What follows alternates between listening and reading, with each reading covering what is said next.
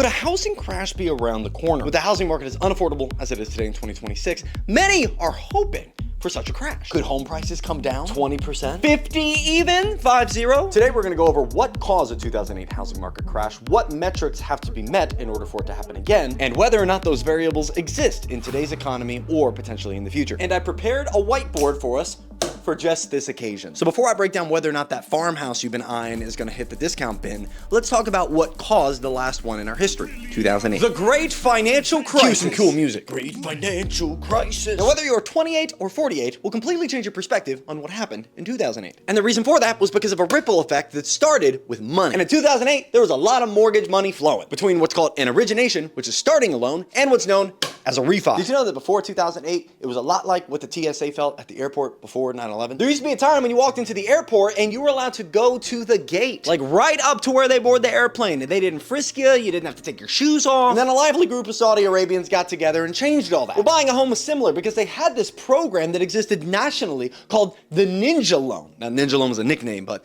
here's what it stood for. No income, no job, and no assets. So really should have another N in there, but I could imagine some mispronunciations could be the reason why they didn't do that. And so really from about 2003 and on until 2008, you could get a mortgage by just stating you made X amount. Have you ever financed a fence at Home Depot? I have. 6-foot vinyl. And I worked in a prison. So when they told me it was gonna be $6,000, I said, I can't afford that. They offered me a line of credit, a credit card. And the guy told me verbatim, you have to make $82,000 a year to get this financing. Me and my wife made $54,000. And then he said, you can just plug in whatever number you'd like. I plugged in 82,000 and we got a fence. Imagine that, but with mortgages! So undoubtedly there was a lot of people that got into a home, whether by origination or refinancing a mortgage, that did not have the financial ability to afford so. On top of that, outside of just the Ninja program, there were these things called adjustable rate mortgages that were given out like candy. To put it plainly, in my athletic tee, blazer, and hat hair, an adjustable rate mortgage simply meant that your interest rate was going to change on a quarterly or even monthly basis, meaning your mortgage payment could change. So when rates started to increase, real sellers, number two, emerged onto the market. And a lot of sellers would pile up from 2006 all the way up to and through 2010. That's right. Home prices started declining 2 years before 2008 to a peak at which 4 million homes were on the market ready to be sold, but weren't being sold. Why? For one reason, the people that did sell or the people that didn't want to buy in that market were resorting to the rental market, meaning less buyers and eventual vacant homes. Stack on top of that, the rates would continue to increase, putting further pressure on those trying to sell their home, forcing them to drop the price significantly, and many taking on foreclosures and what's known as a short sale, which means you sold it for less than what you owed. You sold it short. And then the aftermath of 2008. Prices would decline because there were too many real sellers out there that could not afford their home, forcing a price decrease. And as real sellers entered the market as they could no longer afford their mortgage, this caused a freak out in the world of real estate investing, specifically mortgage-backed securities. I'm gonna draw this out quick. A mortgage-backed security simply means that there's an investor out there that makes money off of a group of homeowners paying their mortgage. When you pay your mortgage, a portion of the interest that you are paying on that payment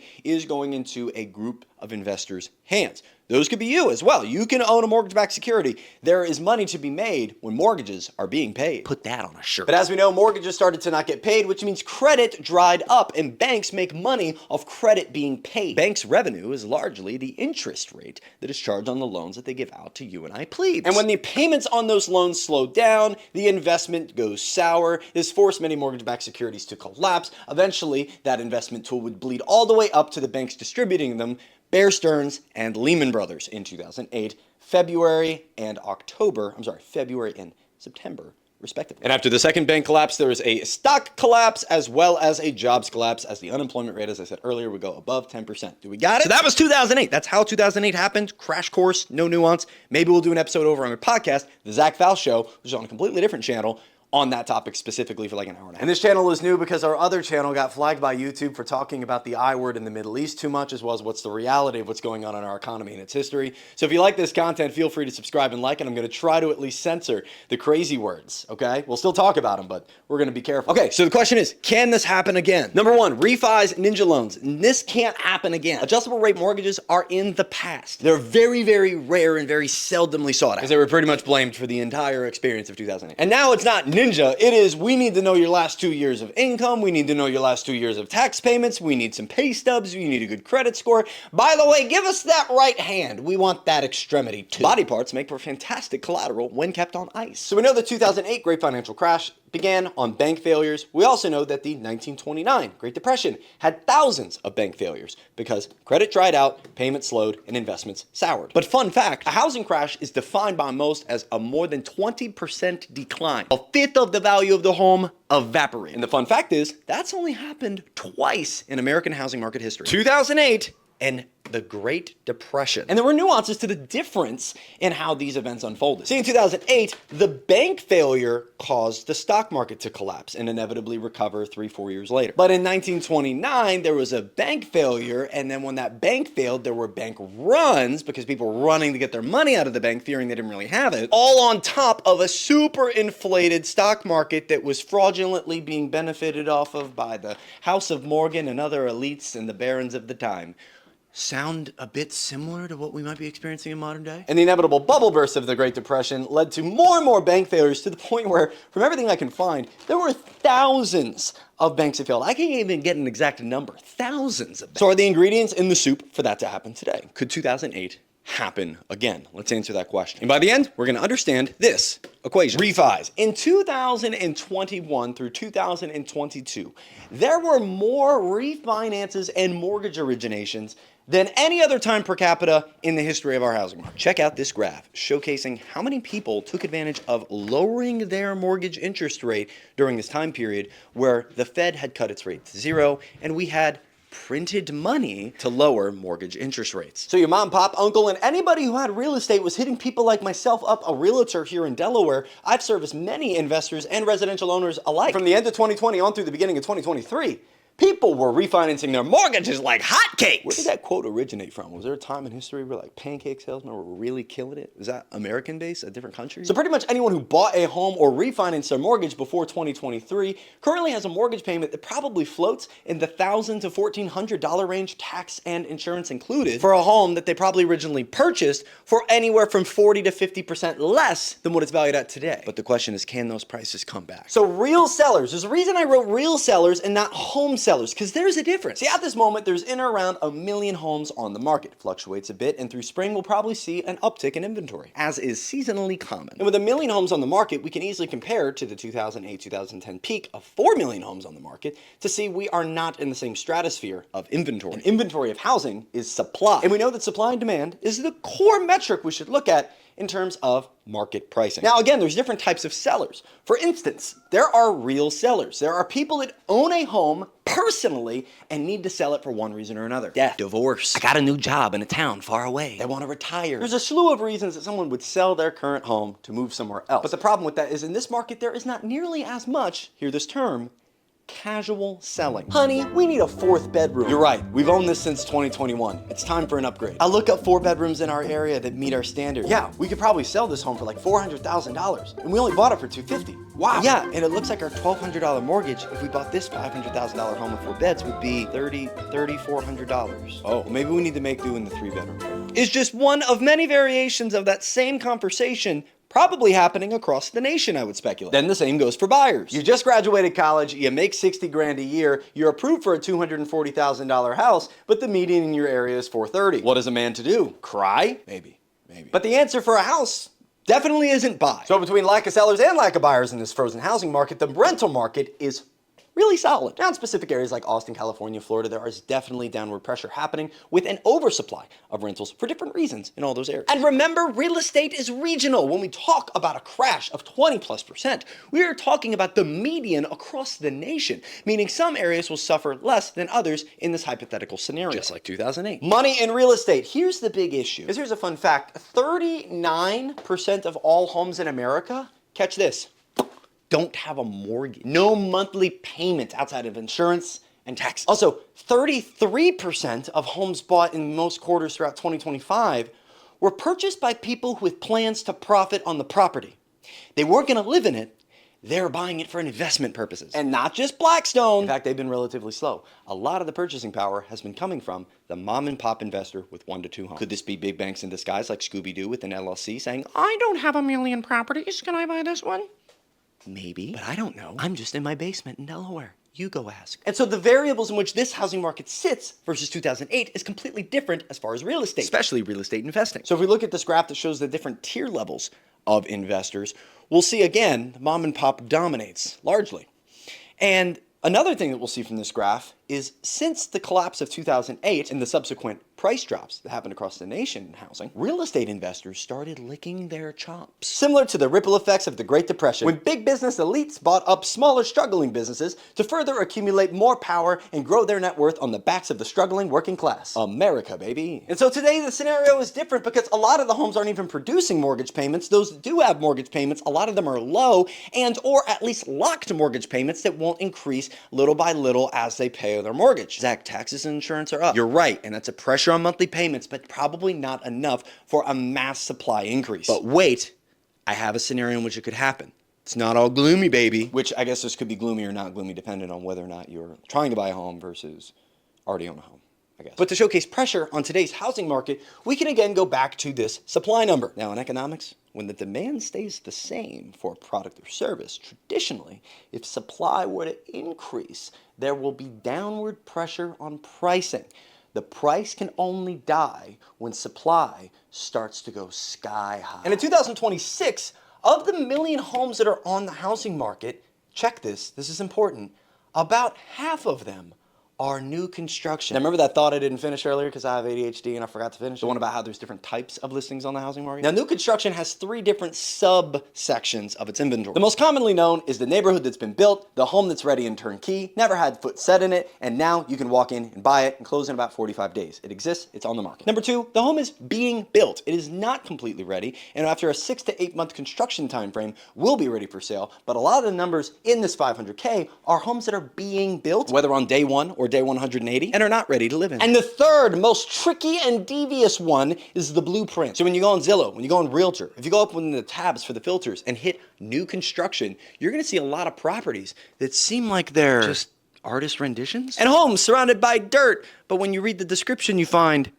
this home is not completed yet. These are floor plans, blueprints, examples of what you could buy. It is not being built. There is no foundation being laid. It's just potential inventory, meaning of the 500,000 that exists, there's a greater chunk, more than a third, of homes that don't really exist. And this was not nearly as popular in 2008 as Zillow had just been introduced. So saying all that to say, real sellers who could not afford their mortgage, that really owned their home and had a bad mortgage on it because of all these crazy mortgage programs, needed to sell. When they couldn't sell, they were willing to take any price they could to get it off the market because also the stock market collapsed. IRAs had dropped. Stocks all across the board, blood red, and guess what? Retirement accounts of every kind were threatened. And when people have less asset worth, they typically spend less and consider selling other assets to make good so that they can survive. Remember, because there was also high unemployment. And before going into how it could collapse, let's summarize how it more than likely won't, at least in my opinion. And remember, economic theory is just that, it's theory. There's certain basics and foundations that we can build on. But as they say, it's the bus you don't see coming that always kills you. A little morbid, but you get the point. I have no clue what's gonna happen even tomorrow. But if the housing market remains where it is, the housing market in and of itself won't cause price drops at a national level. Too many real estate properties are owned by investors. The rental market is doing honky-dory, with single family homes seeing a little downward pressure in some areas, but across the nation remaining pretty stable. Real people aren't selling their home in mass, at least yet, and this is also putting further pressure on the rental market because those that would wanna buy can't buy and are going to the rental market, where prices are also stupid. And you gotta think too, in 2008, selling and then going into a rental property was possible. Yes, were they going into an apartment versus single family home? Were they downgrading from a 4-bed to a 2-bed? Yes, but at least that opportunity was available. As in today, that opportunity is seldomly available at a cost that makes sense. Does that make sense? And refi, so many people refinance their mortgage to a low payment between 2021 and 2023, and I think that that is gonna add a strong backbone of potentially keeping the housing market upright, or at least in this frozen state, until one day it can continue on again. Maybe seeing slight correction in some areas, 3-5%, 10% max, but 20% plus, 30, 40, 50%? I mean, it would have to be World War III or Palantir taking over everything, whichever comes first. How could it happen? Well, we know the things that have caused collapse, so let's talk about it. Bank failure. Post-2008, we developed this thing called quantitative easing. Quantitative easing is money printing. And quantitative easing is the superpower that us, as the world reserve currency, has to be able to print money when our economy starts feeling, you know, a little wobbly, a little 7 shots in after the golf round, boys. Come on, you know what I'm talking about. Get that guy his keys, right? Do not drink and drive. It's a joke. But we know when credit dries, payment slows, and investments sour. So could that happen again? Absolutely. Missed payments on cars, missed payments on homes, missed payments on all different forms of loans are going up slowly but surely, with car payments being missed being a significant graph to look at right now. So does that mean credit could dry because people are slow to make their payments or not making their payments at all? Absolutely. But if the bank starts running out of this thing called liquidity, otherwise known as money, could the government just print billions of dollars to give them the money they need? We've done it in the past. But what if the bank failure stems off of a stock collapse, just like what happened in the Great Depression? And the stock market seems pretty fragile in a bunch of different directions. The commercial mortgage-backed securities market, the overinvestment in AI potentially being a bubble, student loan-backed securities called slabs. Yes, there are people that make money when people pay their student loans. Maybe those dry up? I'm not sure. Tech stocks, index funds, all seemingly overvalued through stock buybacks and artificial inflation and weakening of the dollar, pushing the value of the stock higher and higher, all to gain more profit to recycle it back into the stock itself, again, through buybacks. If it all collapsed, would less people make money and would credit dry up faster? Could a bank fail potentially because of it? Absolutely. We've seen it happen in the past. And another thing, 2001. We didn't even bring this up because there wasn't really a housing crash. A lot of companies were vying to do this new internet thing. The dot-com bubble was a bunch of companies in the tech space that were trying to make big on the internet, and when shit hit the fan, or the defecation hit the oscillation, as I should say, the big companies survived and the rest began to fall. Could we see the same thing happen with AI? The thing is, most of them haven't gotten to the point where they're actually producing profit, and data centers are getting held up all across the country. Maybe. But it also could be the opposite. We could print so much money and leverage into AI tech so heavily that we would surpass any potential at a crash, actually leading to further weakening of the dollar, overinflating every type of asset from a home to a stock to your ancient watch collection, all at the same time because we're printing more money into an economy while not adding any more actual value to said economy that it's based off. But if AI truly makes us hyper-productive in every sense of the word, in every direction, though there's a lot of labor questions to ask, higher productivity could lower costs of everyday goods and could also inflate the stock market. But if that were to happen, we have to talk about jobs. Now you'll see Iran pointing to my left tricep, but Iran's really pushing towards jobs. Why? And we're gonna finish this up, I promise. Stay locked in with me. Right now, Iran's causing a lot of economic issues. We covered this in other videos on the channel, this one specifically. And the threat to the job market is real, as layoffs continue week after week, month after month, from big companies blaming things like AI, profit crunches, and at this moment, the cost of fuel. Spirit Airlines just went under. So could cutting jobs cut consumer spend so dramatically in an already expensive market, all things considered, from housing to cars to health insurance to paying your Wi-Fi to even ordering a burrito? It could. And if the job market were to collapse, collapsing consumer spending due to companies trying to cut costs, automate, and use AI, it could cause credit to dry up because payments slow down or stop altogether, forcing investments to go sour and forcing the stock market as well as potentially banks to collapse. And that all could happen. But check it out. Listen, my name's not Ann, but I want to be frank with you. Rates are high. Credit cards, mortgages, car loans. You want to finance a boat? You want to get a small business loan to start a petting zoo on your homestead? The rates are higher. So we need to get rates down. In order to push the rate down on a 30-year mortgage, you have to suppress the 10-year treasury bond. The 10-year treasury bond is what banks use to create the 30-year mortgage. See this graph here with them overlaid. They follow each other. And the 10-year treasury yield goes up or down based off the sentiment of investors across the world. If they trust our government and they think everything's going hunky-dory and they don't think inflation is an impending doom upon our society, then they're willing to make less, meaning they're willing to make only 2 or 3% on that debt they're getting from our country, known as a bond. And with a 10-year treasury bond, you're agreeing to hold that debt for 10 years. So if you got a 10-year treasury bond at a 2% return or a 2% yield, 3% inflation would be literally making your investment negative. So the longer that inflation remains the bane of our society, bond yields will more than likely go up, forcing interest rates on everything you want to finance to also go up. In 2008, they found a secret way to get it down via QE. They printed a boat ton of money. This is my printer, don't judge it. And they used that money to buy bonds. Now, when they buy bonds, they're taking the bonds off the market from other commercial banks. They're not buying it at the auctions where the debt is being originated. And when they do that, they're constricting the supply, lowering the supply to the tune of trillions of dollars. And when there's less of that bond available, it makes it more valuable, dropping the interest rate yield because now the bond is more sought after. So hear me on this. This is the big takeaway. If a bank were to fail, if the job market were to begin to crack or even collapse, if bubbles were to pop and stocks were to start collapsing, we would only have one way to lower rates. As investors view our debt as a more shaky investment to hold, we could just give ourselves the old liquidity syringe. We started reserve management, which is just fancy QE, by buying shorter term bonds in December. We are adding over $22 billion to our economy every single month since December to prevent any of this from happening. But since 2008, whenever one of these things is on the horizon or actually happens, we inject an even bigger syringe than last time into our arms, stimulating the economy, adding liquidity, all at the expense, once again, of the working class, as the wealth gap continues to exacerbate itself and credit is created and can be lended on to you plebes from the big banks so they can make interest and make their money. And when they're making money, investors are making money. So if this neoliberal macro corporate favoring capitalistic system that hasn't been a free trade system since the invention of QE in 2008 began to topple on the fiat currency created once we left the gold standard in 1971, it could be seismic.